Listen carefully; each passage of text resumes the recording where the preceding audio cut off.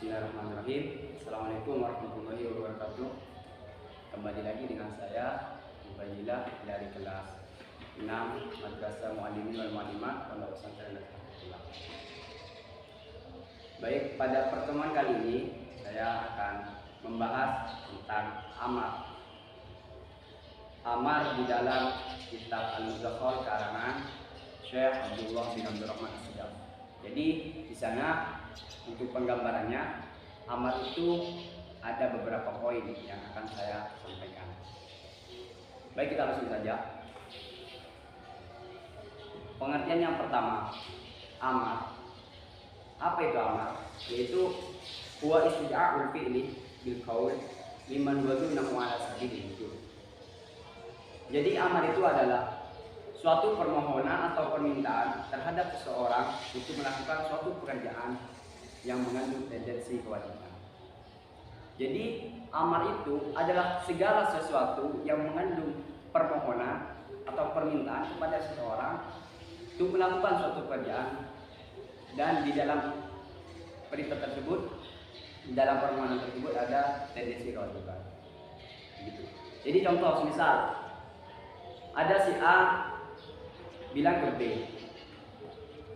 si B, mohon kamu sekarang pergi ke sekolah pada jam 6.00. Nah, di dalam ucapan ini sudah dikatakan amar. Kenapa? Sudah ada permohonan kepada seseorang untuk melakukan suatu pekerjaan. Dan di dalam perkataan barusan itu sudah secara tidak langsung sudah mengandung tendensi kewajiban. Sudah mengandung kewajiban. Jadi amar itu pada dasarnya adalah hukumnya wajib. Baik, kita langsung ke poin yang kedua, yaitu sighatul amr. Sighatul amr itu adalah lafaz-lafaz amar. Jadi seperti apa lafaz-lafaz amar?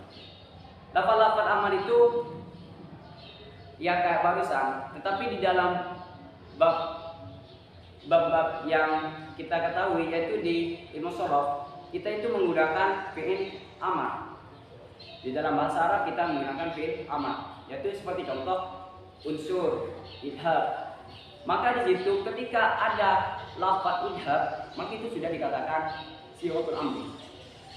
Berarti seperti contoh barusan, idhab an, seperti ini ya, anta idhab ilal madrasah fis sa'ah sadisah tamaman. Maka di situ kata idhab itu sudah dikatakan sighatul amr. Maka sighatul amr itu diambil dari kata fi'il amar. Setelah itu kita lanjut ke poin yang ketiga, yaitu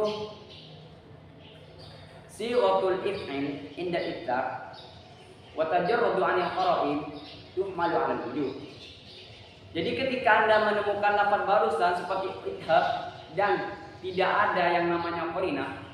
Qarinah itu adalah suatu dalil yang dapat memalingkan dari hukum awalnya menjadi hukum yang baru. Jadi kayak barusan saya sebutkan idhab ila madrasah fis sa'ah sadisah tamaman. Maka di situ ketika tidak ada qara'in, tidak ada dalil yang memalingkan, maka di dalam kata barusan sudah mengandung kewajiban. Kita wajib mengerjakan, begitu.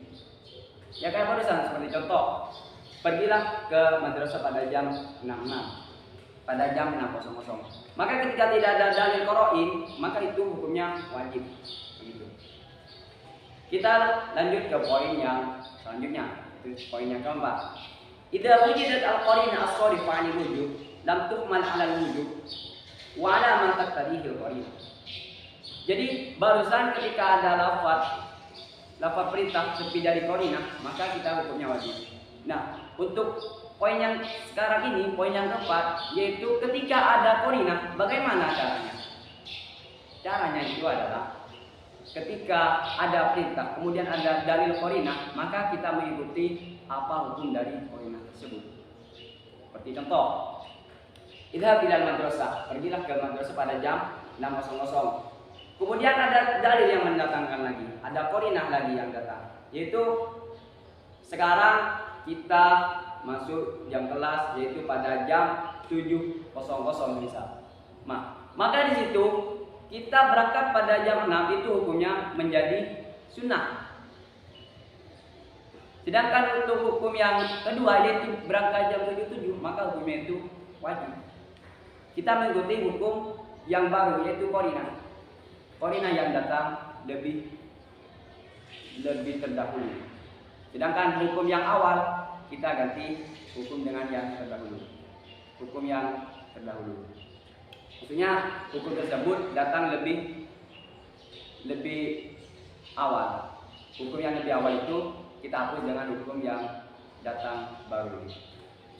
Poin yang selanjutnya yaitu al-amru la yaqtadi tikrar. Jadi perintah tersebut tidak mengandung terus menerus. Tidak ada perintah terus menerus pada dasarnya gitu ya. Pada dasarnya tidak ada perintah untuk terus menerus. Illa madallat dalilu ala khilafi. Kecuali ada dalil lain yang mengatakan itu. Jadi contoh saya menyuruh kepada si B untuk pergi ke Surabaya. Kamu pergi ke Surabaya pada hari ini. Nah, di perintah saat ini tidak mengandung tikrar, tidak mengandung pengulang-ulangan. Hanya pada saat ini kamu wajib pergi ke Surabaya pada hari ini saja. Untuk besok tunggu perintah yang selanjutnya. Ya, jadi perintah itu pada dasarnya tidak ada perintah untuk pengulangan. Hanya saja kita wajib melaksanakan. Kemudian kita lanjut poin yang selanjutnya yaitu al-amru al-mu'allaqu bi syartin aw bi sifatin yaqtadi tikrar. Jadi perintah yang bergantungan dengan sifat ataupun syarat maka itu mengandung tikrar atau pengulangan. Jadi poin yang barusan itu kan tidak mengandung tikrar. Nah, pada saat ini mengandung tikrar, mengandung pengulangan. Karena kenapa? Jika amar itu bergantungan dengan syarat atau sifat, maka amar tersebut secara otomatis akan mengandung tikrar. Ya, pengulangan. Seperti contoh yang kita lumrah yaitu ketika kita junub. Ya, ketika junub itu contoh yang syarat. Ketika kita junub, maka di situ kita junub hari ini, maka ketika hendak sholat, maka kita wajib adus, wajib mandi besar. Nah, setelah itu ketika kita adus lagi, misal pagi kita keluar mani, mimpi basah ya. Nah, ketika hendak mau sholat zuhur, kita wajib bersesuci. Kemudian kita Kemudian kita di jam 2-nya kita mimpi basah lagi. Maka di situ kita wajib bersuci lagi. Karena apa? Al-amru al-mu'allaqu bi syartin yaqtadi tikrar. Mengandung pengulangan. Gitu. Untuk contoh yang sifat yaitu di dalam Quran sudah disebutkan as-sariqu was-sariqatu faqta'u aydiyahuma. Jadi ketika ada pencuri, baik laki-laki ataupun perempuan, ketika dia mencuri maka kita harus memotong tangannya. Jika pencuriannya atau barang yang dicuri itu sudah sampai ke musuhnya. Jadi ketika ada seseorang laki-laki mencuri 1 kali kita potong tangannya. Ketika mencuri 2 kali kita potong lagi terus sampai habis semuanya. Karena apa? Al-amru al-mu'allaqu bi sifatin yaqtadi. Kita lanjut ke poin yang selanjutnya. Poin selanjutnya yaitu al-amru la yaqtadil fawr. Jadi pada dasarnya perintah tersebut tidak mengandung kesegeraan, tidak mengandung pekerjaan untuk segera dikerjakan. Jadi kayak barusan saya menyuruh untuk pergi ke Surabaya. Nah, pada dasarnya amar itu tidak mengandung perintah untuk segera dilaksanakan. Intinya itu wajib dikerjakan. Ya, misal saya disuruh untuk ke Surabaya, maka di situ saya boleh untuk pergi nanti sore ataupun nanti siang, tidak harus pagi ini. Karena kenapa? Al-amru la yaqtadil fawr. Yang penting kita ini wajib mengerjakan perintah tersebut. Kita lanjut ke poin yang selanjutnya yaitu al-amru bisyai' amrun bima la yatimul fi'li illa bihi.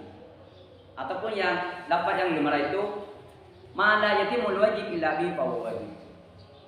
Jadi segala sesuatu yang dapat menyempurnakan dari perintah tersebut, maka penyempurna tersebut akan menjadi perintah, akan menjadi wajib juga. Ya semisal kayak barusan, saya menyuruh kepada seseorang untuk pergi ke Surabaya. Nah, di Surabaya itu kita kan butuh kendaraan. Karena kenapa di Surabaya itu kan jauh. Nah, maka di situ kita butuh kendaraan. Maka kendaraan tersebut hukumnya juga wajib. Juga wajib. Karena kenapa? Ma la yatimul wajib illa bil qaul. Kita lanjut ke materi yang selanjutnya, yaitu mata yakhrujul ma'mur minal amr. Kapan makmur atau yang diperintahkan itu keluar dari amr? Yaitu ketika setelah melaksanakan perintah tersebut. Maka seseorang yang kita perintahkan, kapan dia akan perintah dari perintah tersebut akan keluar dari tanggungannya, yaitu ketika dia sudah melaksanakan perintah tersebut. Ya, cukup sekian presentasi saya pada pagi hari ini. Kurang lebihnya mohon maaf, dan semoga dengan adanya presentasi ini semoga bermanfaat pada kalian semua. Aku lakum maupun kasirah. Idza wajadtum min al-khair. Wassalamualaikum warahmatullahi wabarakatuh.